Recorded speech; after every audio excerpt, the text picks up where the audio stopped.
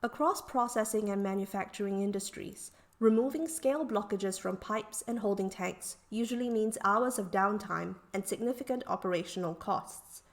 The chemical process of scaling is regulated by a series of levers, including the temperature, pressure or flow within pipes, pH, and concentration. Most plants have in place sensors and actuators for many of these levers for constant measurement, feedback, and adjustment. When scaling occurs, its effects on the system can be picked up by a combination of measurements such as the pressure and flow at various points across a pipe. Existing data collection systems in a plant can be used to build a model or digital twin. By creating a digital representation of a plant's healthy operation, multiple sensor interplays that signal a buildup of scale would be quickly detected and mitigation actions taken at the right levels.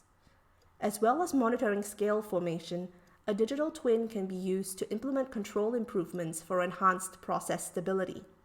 To see how this is done on a PID-controlled mini plant, have a look at our video at systemident.com/resources.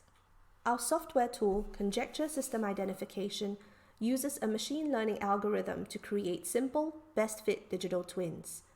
We can upload the input and output data from our system to the Conjecture online portal. Here, we can select and edit each equation that makes up our model. We can add and delete input terms from each equation, specifying the amount of delay. Conjecture calculates the model and allows us to compare it with the actual output from the process to assess the fit.